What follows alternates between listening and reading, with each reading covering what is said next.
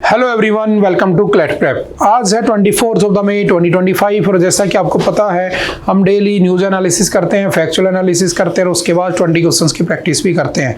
तो चलिए उसी सीक्वेंस को कंटिन्यू करते हैं। आज का पहला क्वेश्चन है, which of the following countries is not a member of ASEAN. तो हमने आज ही पढ़ा था, मोदी जी ने कहा था कि वहाँ पर राइजिंग नॉर्थ ईस्ट समिट हो रही थी, उसमें आसियान कंट्रीज से डील की बात की गई थी। तो आसियान कब बना होता है? 1967 में। हेडक्वार्टर कहाँ पे है इसका? तो याद रखना जकार्ता, इंडोनेशिया। कितने मेंबर है इसमें? 10। लेकिन कौन इसका मेंबर नहीं है? इंडिया नहीं है, ठीक है, क्योंकि हम साउथ ईस्ट एशिया में नहीं आते, तो हम इसका पार्ट नहीं है, ध्यान रखना, ठीक है। हम इस साउथ एशिया में जरूर आते हैं। Which country claims sovereignty over the कैगोस या चैगोस आइलैंड्स? तो अभी न्यूज में था ना, तो चैगोस आइलैंड्स पे किसकी सोवरेनिटी है? तो मॉरिशियस की। और अभी वो मॉरिशियस को दे भी दिया गया है, बस थोड़ा सा इसका उसने लीज पर किसको दे दिया है? यूके को दे दिया, ठीक है, 99 ईयर के लिए। What is the significance of 2019 ICJ? ये भी हमने पढ़ा था, इंटरनेशनल कोर्ट ऑफ जस्टिस जो है, जो आपका हेडक्वार्टर जिसका कहाँ पे? हेग, नीदरलैंड में बना हुआ है, जिसमें टोटल 15 मेंबर होते हैं, ठीक है। इसने कहा 2019 में क्या कहा चैगोस आइलैंड को लेकर? तो इसने कहा it stated that Mauritius should complete decolonisation and the UK should return the islands. UK को उसे दे देना चाहिए, ठीक है। और मोदी जी या भारत भी उसका सपोर्ट करते थे, अब उसको दे भी दिया गया। तो सिंपल सा याद रखना। Diego Garcia, the largest island in the Chagos archipelago. Archipelago क्या होता है? ग्रुप ऑफ आइलैंड्स को कहते हैं। Is important strategically because it host a US military base. यहाँ पर एक यूएस और यूके का मिलिट्री बेस है ज्वाइन, ठीक है, तो इसलिए इंपॉर्टेंट हो जाता है। और वो इसे छोड़ना नहीं चाहते, क्योंकि कल को अगर किसी देश में कुछ इधर हो गया तो उनका इन्फ्लुएंस करने के लिए क्या होना चाहिए? इनकी प्रेजेंस में होनी चाहिए। तो बस इसीलिए वो उसको नहीं देना चाहते, ठीक है। Which treaty is often referenced in the context of the UK's separation of Chagos Islands from the Mauritius in 1965? तो कौन सी ट्रीटी थी? तो याद रखना लैनकेस्टर हाउस एग्रीमेंट, ठीक है, Lancaster house agreement. Option number B is the right answer. चलते next. When was the International Biodiversity Day celebrated? ये कुछ दिन पहले था, 22 ऑफ द मई को क्या सेलिब्रेट किया था हमने? परसों। तो याद रखना इंटरनेशनल बायोडाइवर्सिटी डे। और बायोडाइवर्सिटीज के लिए भारत में क्या है? तो याद रखना बायोडाइवर्सिटी एक्ट भी आया हुआ है। कब आया था? 2002 में। और हम बायोडाइवर्सिटी हेरिटेज साइट भी बनाते हैं, ठीक है, जैसे ताजमहल ना, ये आपके क्या है? बेसिकली यूनेस्को हेरिटेज साइट है। और हमारी बायोडाइवर्सिटी हेरिटेज साइट क्या होती है? जो हमें नेचर की तरफ से हेरिटेज के रूप में मिली होती है, ठीक है। तो ये एक्ट कब आया था? 2002 में। सिंपल याद रखना। चलते next. What percentage of the reservation was announced for the differently abled persons in the allotment of the central government residential buildings? तो कितना परसेंटेज? 4% रिजर्वेशन उनको अलाउ किया जाता है। तो option number C is the right answer. Where was the 24th Indian Ocean Rim Association Ministerial Meeting held? कहाँ पर हुई है? तो याद रखना आपकी श्रीलंका में ये मीटिंग हुई है, ठीक है, इंडियन ओशियन रिम एसोसिएशन, ठीक है, वन लाइनर में याद रखना।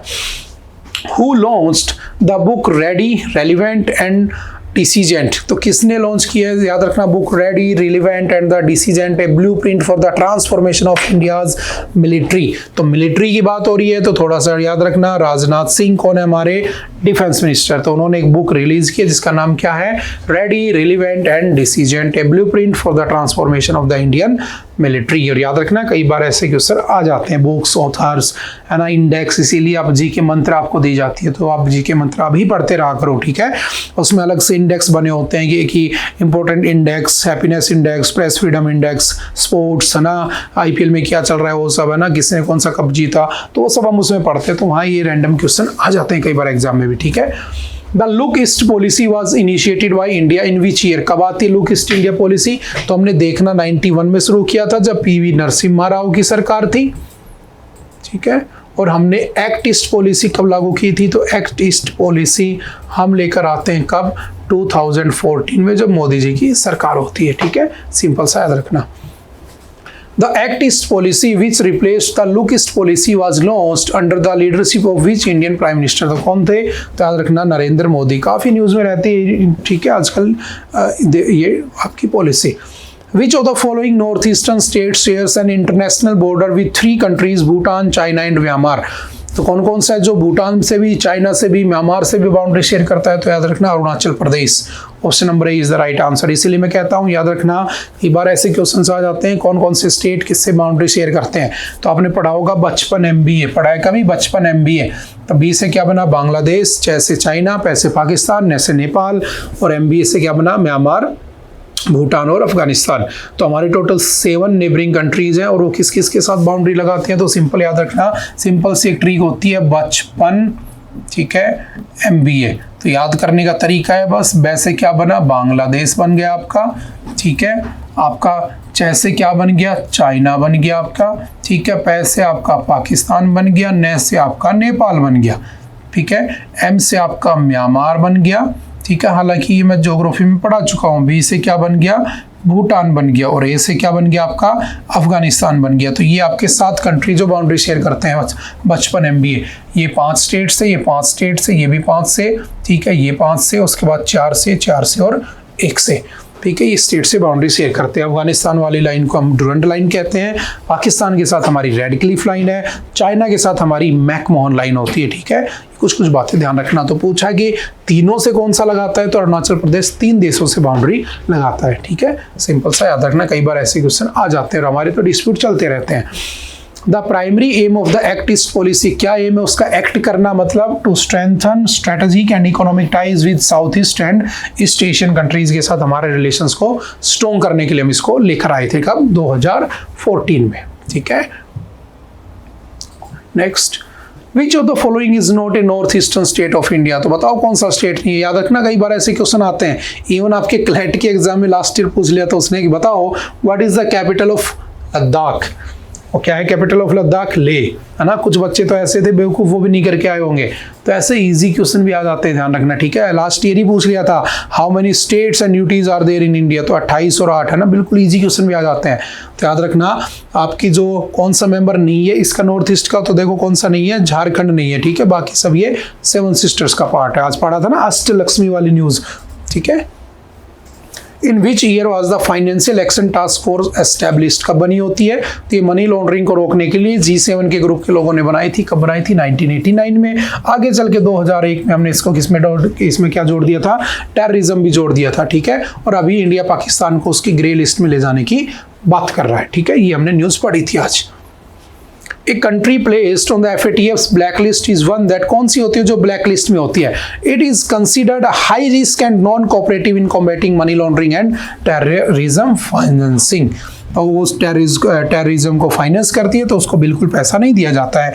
3 कंट्री हैं, ईरान है, म्यांमार है और आपका नॉर्थ कोरिया है, उसमें 3 मेंबर आज के दिन, ठीक है।